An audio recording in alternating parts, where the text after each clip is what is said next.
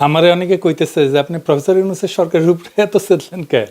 যখন কেউ গণমানুষকে অবজ্ঞা করে, তার ছোট ছোট আকাঙ্ক্ষাকে উপেক্ষা করে, আমার মাথায় আগুন ধরে যায়। আমরা তো এটা আশা করি নাই যে প্রফেসর ইউনূসের সরকার দেশকে সোনায় মুড়াই দেবে, সে কথা বলিও নাই, তারা সেটা পারবেও না। আমরা চাইছিলাম যে ইন্ডিয়ার প্রত্যক্ষ সমর্থনে আমরা ফ্যাসিবাদে পিষ্ট হয়েছি, সেই ইন্ডিয়া ঘৃণিত পতিত ফ্যাসিস্ট আর তার দলবলকে আশ্রয় দিছে, সেই রাষ্ট্রকে, ভারত রাষ্ট্রকে বুঝায় দেওয়া কামটা তোমরা ভালো করো নাই। এটা জাতীয় মর্যাদার প্রশ্ন। প্রত্যেক দিন পুশিন করতেছে ইন্ডিয়া। দেখেন এডিটর সাহেব, আপনি পুশিন লিগে সার্চ দেন, দেখেন কয়দিন পর পর কি পরিমাণে পুশিন হইতেছে বাংলাদেশে। আর মোদির ফুয়া, বিএনপির রিকমেন্ডেশনে হওয়া আমাদের পররাষ্ট্র উপদেষ্টা শ্রী শ্রী তৌহিদানন্দ প্রভুপাদ পাকিস্তান হইলে পৌরুষ জায়গায় ওঠে, আর ইন্ডিয়ার পুশিনে নেতায় যায়। আমাদের স্বরাষ্ট্র উপদেষ্টা কয় এটা ইন্ডিয়ার উস্কানি না, মানে ওই বাংলাদেশের উপদেষ্টা না ইন্ডিয়ার উপদেষ্টা, এটাই প্রশ্ন। হাসিনার আমলে কেন পুশিন হয় না? আর কেন হাসিনা ক্ষমতা থেকে চলে গেলে পুশিন শুরু করে ইন্ডিয়া? ইন্ডিয়া দেখেন বাংলাদেশ থেকে পণ্য আমদানিতে নিষেধাজ্ঞা দিছে। ওই মাসে, যে মাসে নিষেধাজ্ঞা দিছে, ওই মাসে প্রায় 18% আমদানি বাড়াইছে বাংলাদেশ। দেখেন, এমনকি এই বছর মে মাসে আইসাও বিবিসি রিপোর্ট করতেছে ইন্ডিয়া থেকে পণ্য আমদানি কমে নাই, বাড়ছে। শুধু তাই না, ইন্ডিয়া থেকে চাল আমদানি করবে সরকার, চুক্তি ফুক্তিও করে ফেলিছে। আর ইন্ডিয়া একের পর এক বাংলাদেশের পণ্য আমদানিতে নিষেধাজ্ঞা দিয়ে যাচ্ছে। পরপর 3 মাসে 3বার নিষেধাজ্ঞা দিচ্ছে। দেখেন, এর মধ্যে মাইলস্টোনের দুর্ঘটনা হইল। ইন্ডিয়া কইল ডাক্তার পাঠাবো, আর আমাদের স্বাস্থ্য মন্ত্রণালয় লাল ফেলাইতে ফেলাইতে ফেলাইতে রাজি হয়ে গেল। আসলো ইন্ডিয়ান ডাক্তার। আমি কইলাম স্বাস্থ্য মন্ত্রণালয়ে, আমাদের ডাক্তারের এই বার্নের রুগীদের কোন চিকিৎসা দিতে পারবে না যেটা ইন্ডিয়ান ডাক্তার দিবে? চুপ করে থাকে, কথা কইতে পারে না, উত্তর নাই তো। কেন তারা কইতে পারে না যে ভাই ধন্যবাদ, আমরা নিজেরাই পারবো? এর মধ্যে পাটাইলে ইলিশ, গতবার আমরা মেলা হাউকাউ করেছিলাম না, সেটা তারা পাত্তাই দেয় নাই। যেন ইলিশ ওদের বাপের, বাংলাদেশ মনে হয় ওদের বাপের জমিদারি। ইন্ডিয়ার ভয়ে থরহরি কম্প এদের। ইন্ডিয়ার সাথে ডিলিংস বাদ দেন, আওয়ামী লীগের মিছিল ঠেকাতে পারে না, এতই অপদার্থ এরা। ইন্ডিয়ার সাথে সম্পর্ক উন্নয়ন করবে, ইন্ডিয়ার সাথে আমাদের সমস্যাটা কি সেটা জিগান উপদেষ্টাদের কইতে পারে কিনা, কোনো ন্যারেটিভ আছে কিনা। হাসনাত আবদুল্লাহ কইছে যে এই সরকারের যে কোনো ব্যর্থতা আমাদের দোষ দেয়, দিবেই তো। এই সরকারকে কে বানাইছে? ওয়াকার, ছাত্ররা আর আসিফ নজরুল। তো দায় নিবা না কেন? পুরা জুলাইকে তো তোমরা মিডিল ক্লাসের ন্যারেটিভ বানাই ফেলছো, যেন মিডিল ক্লাস আর ঢাকা ইউনিভার্সিটির ছাত্ররা জুলাই করেছে। যেহেতু মিডিল ক্লাস এটা একা করে নাই, বেশিরভাগ করছে দরিদ্র প্রান্তিক মানুষেরা, তারা তাই জুলাই দুর্বল হয়েছে, তারা সরে গেছে, তোমরাও দুর্বল হয়েছো। ওই রাজপথের শক্তিটা দূরে সরে গেছে। যাই হোক, এই ইন্ডিয়া প্রসঙ্গে একটা গল্প মাথায় আসলো যে কেন প্রফেসর ইউনূসের সরকারের এত ইন্ডিয়া প্রেম, এত বাম্বু খেয়েও ঠিক হয় না। এক মহিলা তার হাজবেন্ডকে ডিভোর্স দিছে। তো ডিভোর্স দেওয়ার 2 বছর পরে মহিলার পেটে বাচ্চা এসেছে। তো মহিলারা সবাই জিগায় তোমার না ডিভোর্স হয়েছে? তো মহিলা কয় হ্যাঁ হয়েছে, তবে ওই মাঝে মাঝে মাপ চাইতে আসে। তো ইন্ডিয়া মাঝে মাঝে প্রফেসর ইউনূসের সরকারের কাছে মাপ চাইতে আসে। যাই হোক, আজকের বিষয় ছিল নারী আসনে সরাসরি ভোটের বিষয় নিয়ে আলাপ করা। আসেন এটা দেখি, তাইলে দেখবেন আমাদের পলিটিক্যাল পার্টি, প্রফেসর ইউনূসের সংস্কার কমিশন আর এই ঐক্যমত কমিশন কেমন ভালসুন আর মূর্খসুদা। বাংলাদেশের সংসদে এতদিন 50টা নারী কোটার আসন ছিল। তো সংবিধান সংশোধনী কমিশন সেটার বাড়ায় নারী কোটার আসন 100-তে বাড়ানোর সুপারিশ করেছে। এর উপরে এনসিপি আবার দাবি করেছে 100টা নারী কোটা আসনে নির্বাচন সরাসরি ভোটে হওয়া উচিত। মানে মরার উপরে খাড়ার ঘা। আসেন আসলে নারী কোটার আসনে সরাসরি ভোট এটা একটু বুঝে দেখি। প্রথমত আসি নারীদের জন্য আলাদা কোটা নিয়ে। এটা একটা গোত্র বা গোষ্ঠীর আলাদা রিপ্রেজেন্টেশন কখন দরকার হয়? পৃথিবীর ইতিহাসে কি এমন নজির আছে সে আলাদা রিপ্রেজেন্টেশন দিয়া সেই গোত্র করে কি? খায় না মাথায় দেয়? তারা তাদের কোন পলিটিক্যাল এজেন্ডা বাস্তবায়ন করে? এইসব কি এনসিপি ওরা জানে বা সংবিধান কমিশনের ওরা বুঝে? 2টা গোত্রের আলাদা রিপ্রেজেন্টেশনের সবচেয়ে বড় উদাহরণ আমাদের উপমহাদেশে আছে। ঐতিহাসিক বিভিন্ন সংঘাতের কারণে ব্রিটিশ ভারতের মুসলমানরা অনুভব করে যে সংখ্যাগরিষ্ঠ হিন্দুদের সাথে তাদের স্বার্থ এক না, বরং উল্টা। স্যার সৈয়দ আহমেদ খান বিভিন্ন ঘটনা ব্রিটিশ ভারতে হিন্দুদের হরেক রকমের এজিটেশন দেখা এই ব্যাপারে লেখালেখি করে যান। ভারতবর্ষের মুসলমান নেতাদের মধ্যে যেই ঘটনার ফলে এই উপলব্ধি সবচেয়ে গভীরভাবে প্রভাব ফেলে সেটা হইল 1905 সালের বঙ্গভঙ্গ। এর বিপরীতে হিন্দুদের অ্যাগ্রেসিভ রিয়াকশন দেখে আগুন জ্বালাই দিয়েছিল সারা বাংলায়। এর ফলে 1906 সালের ডিসেম্বর মাসে মুসলিম লীগের রাজনৈতিক আবির্ভাব ঘটে, যেটার ইতিহাস আগের এপিসোডে বিস্তারিতভাবে বলছি। মুসলিম লীগ গঠনের আগে 1906 সালের অক্টোবর মাসে ভারতবর্ষের 35 জন গণ্যমান্য মুসলমান নেতা প্রিন্স আগা খানের নেতৃত্বে সিমলাতে ভাইসরয় লর্ড মিন্টোর সাথে দেখা করতে যান। সিমলায় ভাইসরয়ের প্রাসাদ ভাইস রিগাল প্যালেসে এই মিটিংটা অনুষ্ঠিত হয়। সেই মিটিংয়ে মুসলমান নেতারা সর্বপ্রথম ভাইসরয়ের কাছে মুসলমানদের জন্য আলাদা রিপ্রেজেন্টেশনের দাবি উত্থাপন করে।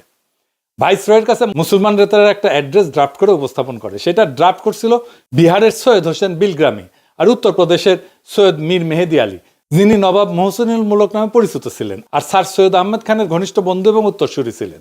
সেই দাবিতে কি বলা ছিল, তার একটা অংশ হচ্ছে, এটা ইংরেজি যেহেতু কইছে তাহলে ঠিকই কইছে, তবে বাংলা এটা হইতেছে মুসলমানরা একটা স্বতন্ত্র সম্প্রদায় যাদের কিছু অতিরিক্ত স্বার্থ আছে যা অন্যান্য সম্প্রদায়ের সাথে মিলে না, বরং এইসব স্বার্থ যথাযথভাবে প্রতিনিধিত্ব পায়নি। এর ফলে সিমলা ডেপুটেশনে মুসলমান নেতারা ভাইসরয়কে জানায় যে সামনে ব্রিটিশ ভারতের যেই নতুন সাংবিধানিক রিফর্ম বা সংস্কার আইন আসতেছে সেইখানে যেন মুসলমানদের জন্য সেপারেট ইলেক্টোরেট বা আলাদা ইলেক্টোরেট থাকে। অর্থাৎ মুসলমানরা ভোট দেবে মুসলমান আসনে, হিন্দুরা ভোট দেবে হিন্দু আসনে।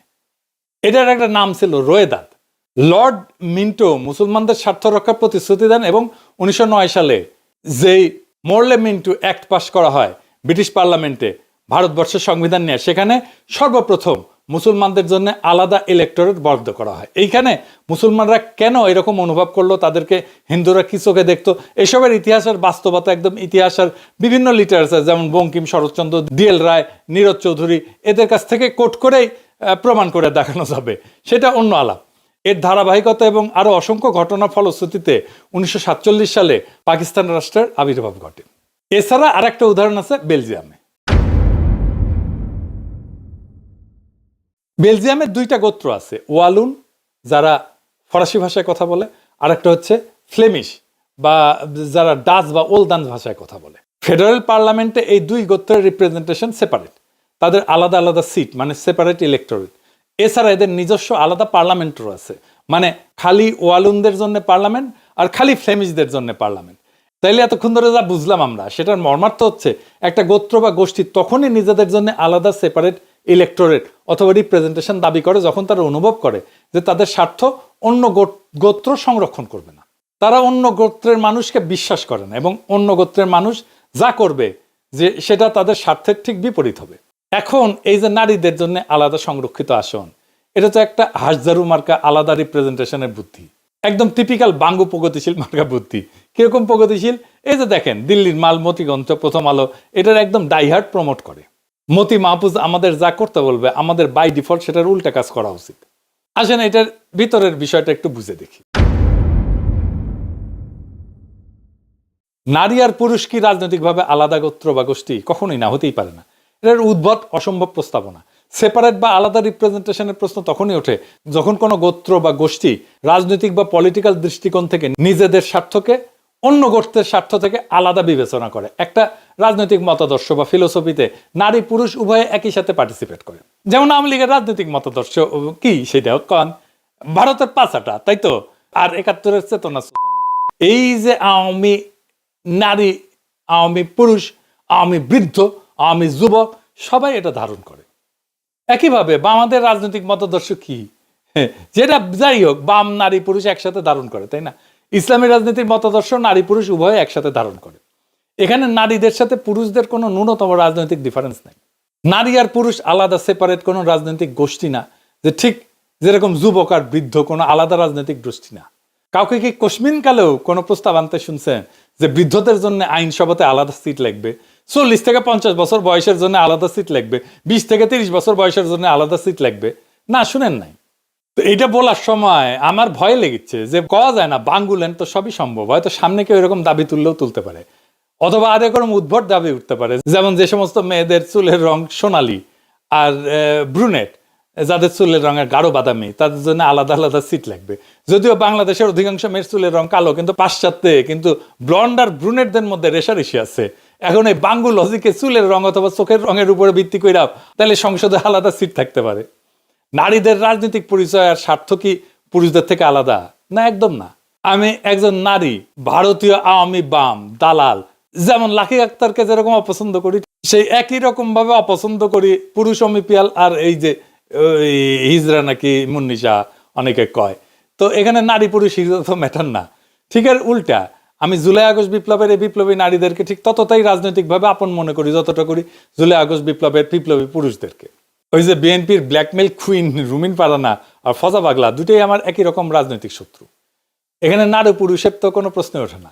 যদি কারো আলাদা রাজনৈতিক স্বার্থ বা ইন্টারেস্ট নাই থাকে তাহলে আলাদা সেপারেট আসন প্রস্তাবে আনা তো পুরা স্টুপিডিটি, এটা ভোগাস একটা দাবি। বাঙ্গুরা তো নারীদের জন্য আলাদা 100টা আসন চায়, যেখানে এনসিপি আবার দাবি তুলছে ওর উপরে, গোদের উপরে বিস্ফোরা সরাসরি ভোটে নারী প্রার্থী নির্বাচিত হবে। তো নারীরা কি তাহলে সেপারেট ইলেক্টরেট দাবি করতেছে? যদি তাদের জন্য আলাদা আসনই বরাদ্দ থাকে তাহলে তো সেপারেট ইলেক্টরেট হয় যুক্তিযুক্ত। এসব আবালদের যদি এই প্রশ্ন করেন দেখবেন মাথা চুলকাইতেছে, কারণ তারা বুঝেই না তাদের দাবির মানে কি। আন্দাজে কয়েকটা টার্ম শব্দ শুনে অল্প বুঝে বা না বুঝে সেটা নিয়ে লাফানো শুরু করে। ব্রিটিশ ভারতে মুসলিম আর হিন্দুদের মধ্যে যখন সেপারেট ইলেক্টোরেট হয় তখন সেটা ছিল মুসলমানদের জন্য আলাদা আসন, যেখানে মুসলমানরা তাদের প্রার্থী নির্বাচন করবে, আর হিন্দুরা হিন্দুদের জন্য আলাদা আসন, যেখানে হিন্দুরা তাদের নিজের প্রার্থী নির্বাচন করবে। বেলজিয়ামে ওয়ালুন আর ফ্লেমিশদের একই সিস্টেম। তো নারীরা যেহেতু আলাদা 100টা আসন চায়, সেখানে কি খালি নারী ভোটাররাই ভোট দিবে?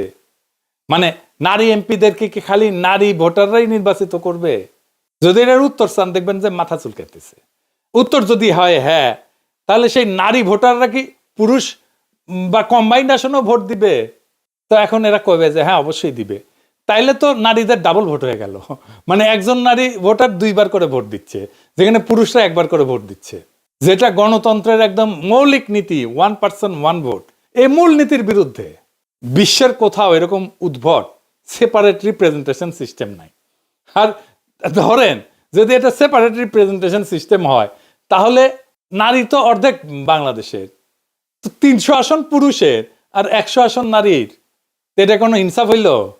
আবার দেখেন এটা যদি বলেন তখন ওরা কবে হয়তো যে না না, নারী আসনে নারী পুরুষ সবাই নির্বিবাদে ভোট দেয়া খালি নারী প্রার্থীদের নির্বাচিত করবে। তো নারী আসনের মূল লজিকই তো হচ্ছে নারীদের স্বার্থ পুরুষদের হাতে নিরাপদ না। তসলিমা নাসরিন থেকে শুরু করে সব বাঙ্গু প্রগতিশীল নারীবাদীদের তো একটাই থিওরি। তো ধরে নিলাম সেটাই যদি হয়, তাহলে নারীরা কেন নিজেদের জন্য সেপারেট রিপ্রেজেন্টেশনে পুরুষদের ভোটাধিকার প্রয়োগের অধিকার দিবে? আজব ব্যাপার না? যখন ব্রিটিশ ভারতে হিন্দু মুসলিম অথবা বেলজিয়ামে ওয়ালুন ফ্লেমিশ সেপারেট ইলেক্টোরেট হয় আর 2টা গোত্র বিশ্বাস করে একে অপরের স্বার্থ রক্ষা করবে না, তখন তারা নিজেদের আসনে অন্য গোত্রকে কখনোই ভোট দিতে দেয় না। তো যদি এটা নাই হয়, মানে একটা গোত্রের আসনে যদি আর একটা গোত্রের মেজরিটি মানুষ এসে ভোট দিচ্ছে, তাইলে তো পুরো সেপারেট ইলেক্টোরেট বা রিজার্ভ সিটের পারপাস বা উদ্দেশ্যই মাঠে মারা গেল। মানে বাংলাদেশ স্টুপিডিটি মাঝে মাঝে আমার মাথায় রক্ত উঠায় দেয়। নারীদের সংরক্ষিত আসনে যদি পুরুষরা ভোট দিতে পারে তাহলে নারী পুরুষের আলাদা আলাদা আসনের দরকার কি? আর নারীদের জন্য সেপারেট সিটের দরকার কি? পুরো ব্যাপারটা এতই বোগাস, এতই বুলশিট যে বিশ্বের কোনো পাশ্চাত্য দেশের আইনসভায় এরকম নারীদের জন্য আলাদা সংরক্ষিত আসনের কোনো বিধানই নাই। আছে? নাই। জি আর ঠিকই শুনেছেন, পাশ্চাত্যে কোনো দেশে নারীদের জন্য কোনো আলাদা নারী কোটার আসন নাই। পাশ্চাত্যরা তো নিজেদের নারী স্বাধীনতার নারী ক্ষমতায়নের সূতিকাগার বলে মনে করে, বাঙ্গু প্রগতিশীলরা তাই বলে। সেই পাশ্চাত্য জগতে 20 শতাব্দীতে নারীরা প্রথম ভোটাধিকার পায়। সেটা পাওয়ার পর থেকে আজ পর্যন্ত একটা পশ্চিমা দেশ, জাপান, কোরিয়া, কোথাও এই নারীদের জন্য আইনসভায় কোটা নাই। তাদের ইতিহাসে কখনোই ছিল না। আমেরিকা বলেন, কানাডা বলেন, ইংল্যান্ড বলেন, অস্ট্রেলিয়া বলেন, ইউরোপ বলেন, কোথাও এই বোগাস সিস্টেম নাই।